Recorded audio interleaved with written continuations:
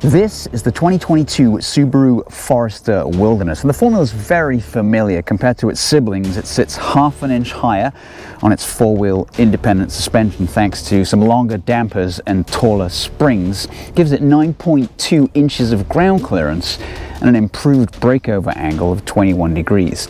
Now, since the Forester is not as long as the Outback, it's got stubbier front and rear overhangs to give a more favorable approach and departure angles. It's also 2.4 inches narrower, which will help when we review it off-road today, and we'll let you know if this is Subaru's best off-road vehicle available.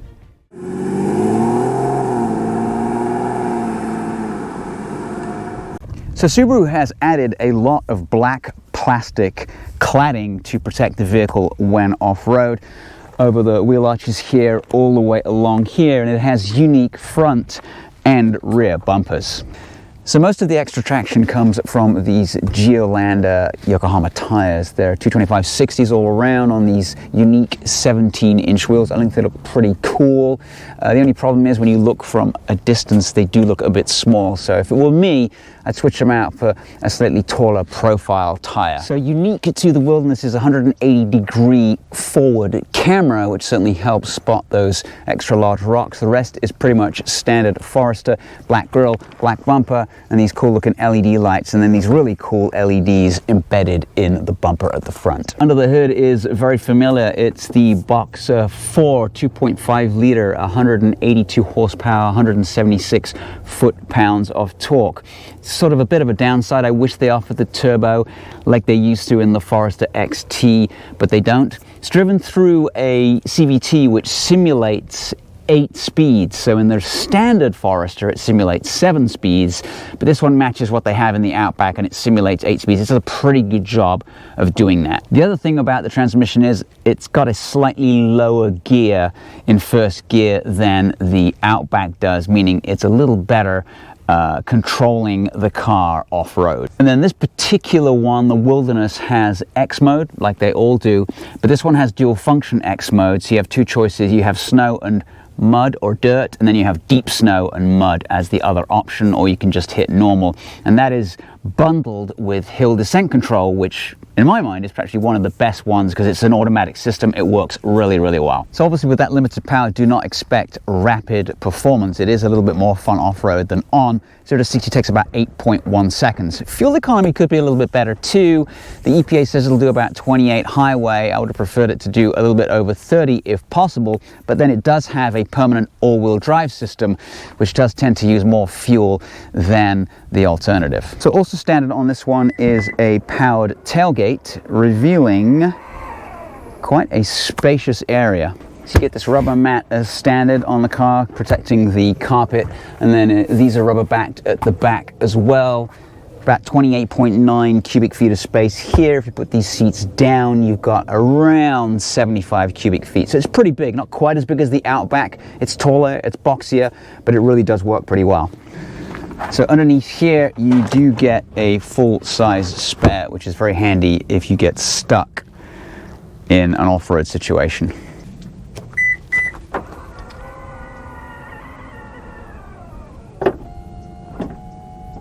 So there's plenty of room in the back, definitely very generous. I mean, this seat's fairly far back, but I got some room. I got a little pocket in the back. I got 2 vents, and I got some power as well. Now the seats are covered in this sort of super soft plastic. It's wiped clean, so if you have any spills, you don't need to worry about it. And we've got rubber mats in the back as well. And then you also get a center armrest with a couple of decent cup holders. It's actually quite nice back here.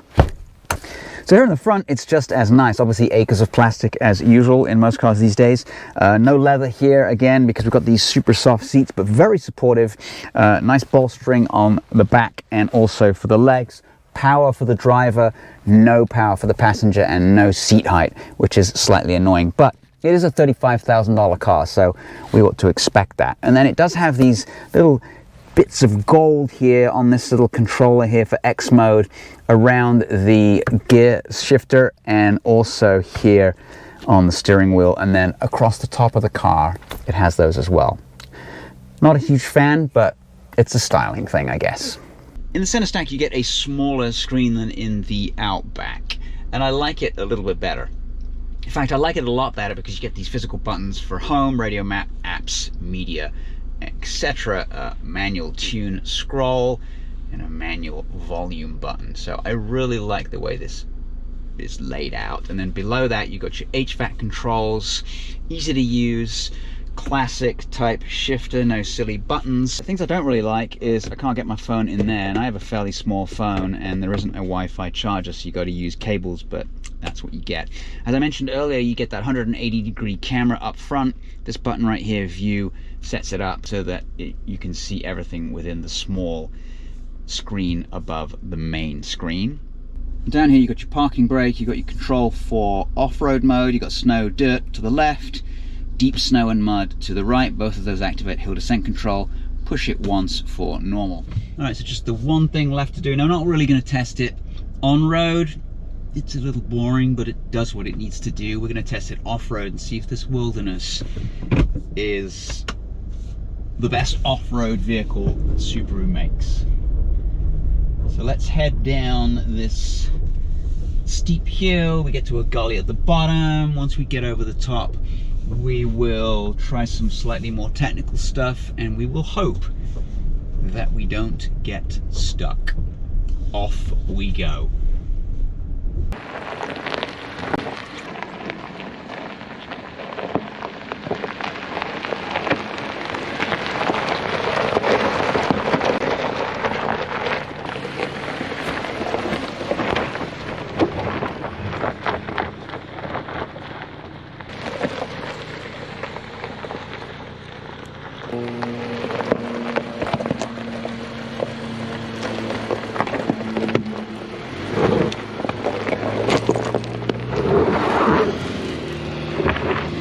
Bit of skidding there.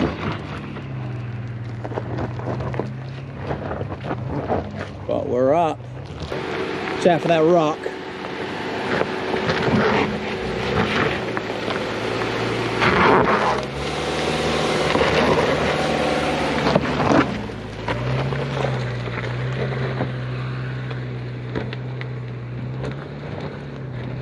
Look at that Subi go.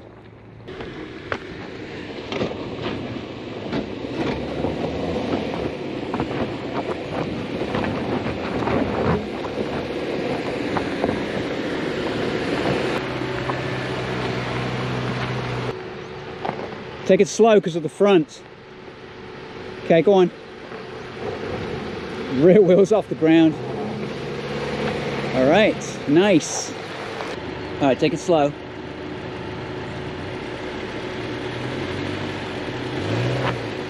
All right, give it some gas. Piece of cake.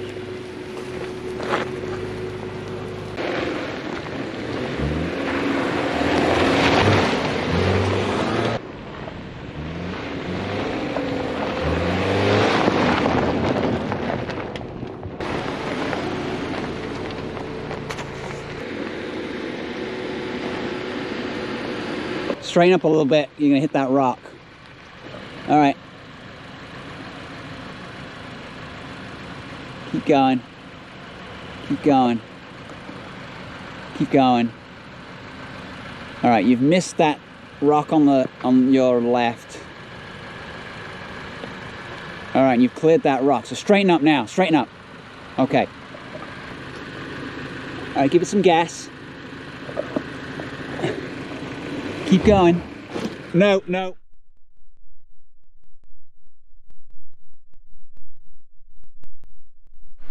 It's not going to work. All right, back it up. Watch out for this rock here.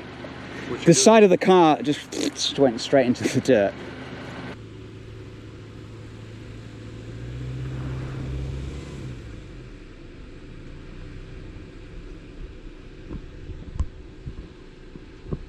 A little bit of slippage there.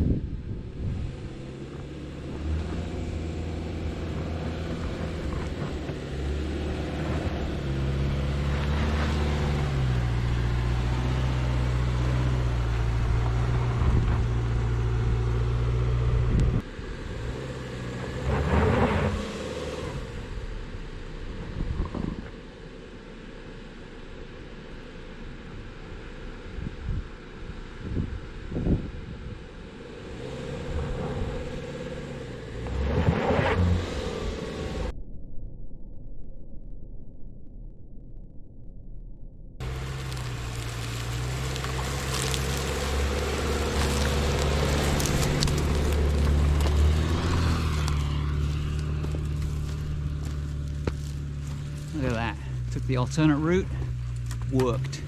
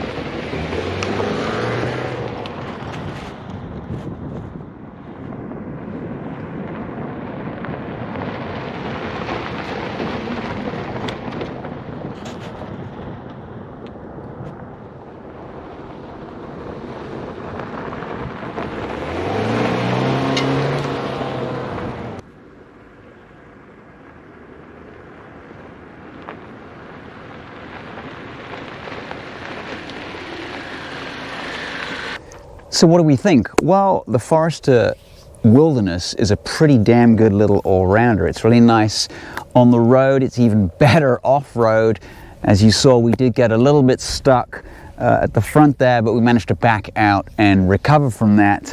Maybe a larger set of, or taller set of tires would have helped there. It's not our car, so we wanted to be really careful. But anyway, I really like this car. $35,000, you can have a whole lot of fun. It doesn't quite have the performance that the XT Turbo in the Outback has. I wish they'd put that engine in there, but that would be the only thing that I don't like about this car. It is a great little solid offering from Subaru. Once again, thanks for watching. We appreciate it. Please like, subscribe, and we'll catch you next time with another video. Out.